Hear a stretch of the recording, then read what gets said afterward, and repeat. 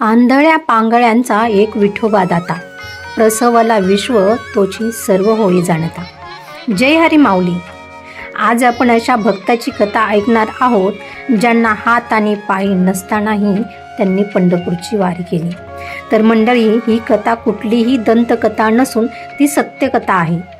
तर मंडळी, देवापर्यंत जायचं असेल किंवा आपल्याला देवाचं प्रत्यक्ष दर्शन घ्यायचं असेल तर भक्ती किती असावी या कथेतून आपल्याला कळेल. त्यामुळे संपूर्ण कथा ऐका आणि आवडली असल्यास लाईक, शेअर, सबस्क्राईब करायला विसरू नका. आणि माझ्या चॅनलवर तुम्ही नवीन असाल तर बेल आयकॉनवर क्लिक करा, जेणेकरून माझे नवीन व्हिडिओज तुम्हाला पाहायला मिळतील.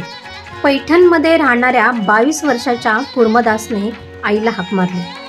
आई, ए आई, चल लवकर, कीर्तनाची वेळ झाली. आणि आई वैतागली आणि म्हणाली, कीर्तन कीर्तन, रोजच कीर्तन? अरे, गुडघ्यापासून तुला पाय नाहीत बाबा, कोपऱ्यापासून तुला हात नाही. कोण नेईल रे रोजच तुला कीर्तनाला? बरं, लहान नाहीस आता, 22 वर्षांचा मोठा झालाय, आता नाही रे सहन होत मला तुझं ओझं. आई, खरं आहे ग तुझं, मी 22 वर्षांचा घोडा झालोय, पण तुझ्या काहीच उपयोगाला नाही आलो.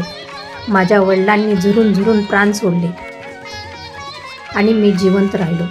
बिन हाताचा, बिन पायाचा लंगडा लुळा, त्यात माझा काय ग दोष आई? आई, फक्त आजच्याच दिवस घेऊन चल मला कीर्तनाला, उद्या नाही म्हणणार मी तुला.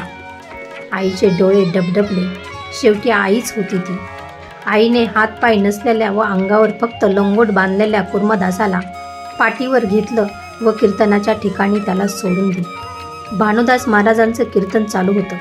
भानुदास महाराज म्हणजे एकनाथांचे पणजोबा. कीर्तनाला भरगच्च गर्दी. कुर्मदासाला चालता येत नाही, परंतु लोटांगण घेत माणसातून रस्ता काढत पोटावर फडफडत कुर्मदास समोर आला व पहिल्या रांगेत बसला. गळ्यात तुळशीमाळ, कपाळी टिळा लावलेल्या कुर्मदासावर महाराजांचं लक्ष गेलं. महाराज म्हणाले, आलास कुर्मदासा? हो महाराज, आलो. अरे, कोणाबरोबर आलास? महाराज, आईनं आणून सोडलं. अरे, कशाला आईला त्रास दिला? आत्ता घरी कसा जाशील? महाराजांनी विचारलं. नाही महाराज, आता मला घरी नाही जायचं. हे ऐकून महाराज म्हणाले, अरे कुर्मदासा, आज काल्याचं कीर्तन हे संपलं की आम्ही निघालो पंढरीला, मग तू कुठे जाशील? कुर्मदास बोलला, महाराज, मी पण येऊ का पंढरीला? अरे कुर्मदासा, तुला कीर्तन ऐकायला आईच्या पाठीवर यावं लागतं, तुला कोण नेईल रे पंढरीला एवढं लांब? महाराज, तुम्ही फक्त हो म्हणा, पहा मी येतो का नाही पंढरीला. महाराज हसत विनोदाने हो ये म्हणाले. रात्री सर्व वारकरी झोपलेले पाहून हे उठले, स्नान केलं व फरफटत लोटांगण घालत पंढरीचा रस्ता धरला. तांबडं फुटलं. लोक उठू लागले. लोकांना विचारू लागला, अहो महाराज, पंढरीचा रस्ता कोणता हो? लोक सांगू लागले, इथून पुढं जा आणि पुढे जाऊन पुन्हा विचारा. सकाळी 10 वाजेपर्यंत कुर्मदासानं बीड गाठलं. वेशीवर हनुमंताच्या मंदिरात जाऊन ओरडू लागला, ऐका हो ऐका, ऐका हो ऐका, भानुदास महाराजांची दिंडी पंढरीच्या वाटेवर आहे हो. कोणी कालवण आणावे, कोणी भाकरी आणाव्या. महाराजांची दिंडी येईपर्यंत जेवणाची सोय झाली होती. भानुदास महाराजांनी बिना हातापायाच्या कुर्मदासाला पाहिलं व आचार्यांनी विचारलं, कुर्मदासा, कसा आलास रे? महाराज, तुमच्या होनं मला आणलं. कुर्मदास बोलला. महाराजांनी सर्वांना भाजी भाकरीचं जेवण दिलं. प्रवचन झालं, कीर्तन झालं, हरिपाठ झाला. महाराज म्हणाले, आपला उद्याचा मुक्काम मांजरसुंबा. रात्री वारकरी झोपले की कुर्मदास फरफटत निघाला. खरडत तो मांजरसुंब्याला पोचला. तिथेही त्यांना हाकार दिला व भोजनाची व्यवस्था केली. एक मुक्काम मागं पडू लागला. लोळणं घेऊन अंगाची पुरी चाळण झाली होती, परंतु कुर्मदासाचं ध्येय एकच, विठुराईची भेट. येरमाळा, बार्शी असं करत शेवटी लवळ गाव आलं. कुर्डवाडीच्या पुढे 7 किलोमीटरवर लवळ हे गाव आहे. तिथंही कुर्मदासानं भोजन गोळा केलं. दिंडी मागून आली. सर्वांची जेवणं झाली. कुर्मदास एका कोपऱ्यात विवळत पडला होता. भानुदास महाराज त्याच्याजवळ आले व त्याला म्हणाले, कुर्मदासा, आता फक्त एकच मुक्काम राहिला आहे. मग तू तुझ्या विठुरायाला भेटशील, कुर्मदास बोलला. नाही महाराज, आता मी नाही येऊ शकणार पंढरीला. अरे असं का म्हणतोयस कुर्मदासा? एवढ्या लांब आलास आणि आता फक्त एका मुक्कामावर आली आहे पंढरी. कुर्मदासाला बोलणं सुद्धा असह्य झालं होतं. तो पालता होता तो उठाणा झाला. त्याचं सगळं पोट सोलून निघालं होतं. त्याच्या शरीरावर प्रचंड जखमा झाल्या होत्या. त्या जखमात असंख्य खडे रुतलेले होते.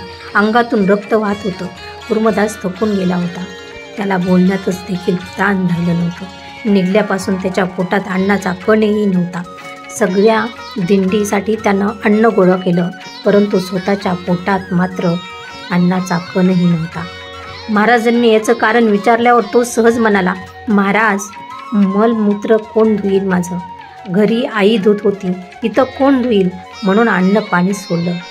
कुर्मदासाचं हे बोलणं ऐकून भानुदास महाराजांचे डोळे डबडबले. कुर्मदासा, काय केलं हे? महाराज, घरी राहून काय केलं असतं? निदान पंढरीच्या वाटेवर आलो तरी. महाराज, आता फक्त एकच करा. पंढरपूरला गेल्यावर पांडुरंगाला दोनदा नमस्कार करा आणि त्याला सांगा, हे पांडुरंगा, तुझ्या पायाजवळ यायला कुर्मदासाचं पुण्य थोडं कमी पडलं. या जन्मात नाही पाहता आलं तुझं चरण. पांडुरंगा, मला तुझ्या भेटीला यायचं होतं, परंतु नाही येता आलं. पांडुरंगाला माझा एवढा निरोप द्या, असं म्हणून तो तिथंच विवळत पडला. भानुदास महाराजांचे पाय आता जड झाले. तसेच जड पावलांनी कुर्मदासाला सोडून ते पंढरपुरात आले.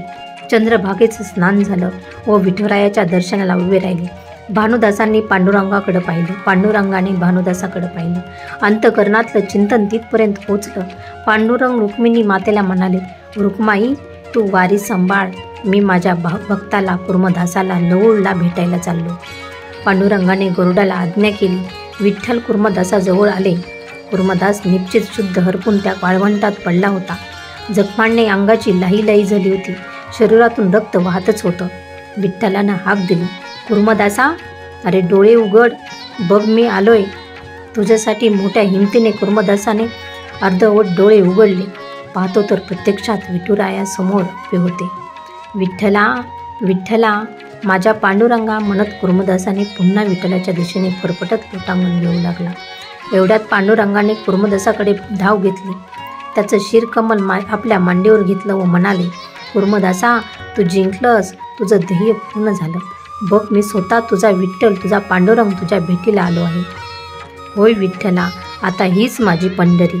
कुर्मदासाने डोळे भरून पांडुरंगाला पाहिलं व डोळ्यातील अश्रूंनी विठ्ठलाला नमन केलं व आपला प्राण सोडला. धन्य धन्य तो कुर्मदास आणि धन्य त्याची भक्ती. मंडळी, विशेष म्हणजे हा जो कुर्मदास होता तो जातीने मुस्लिम होता. आजही लवळ इथे त्याची कबर आहे आणि त्या कबरी समोर विठ्ठलाची गोजीरवाणी मूर्ती उभी आहे.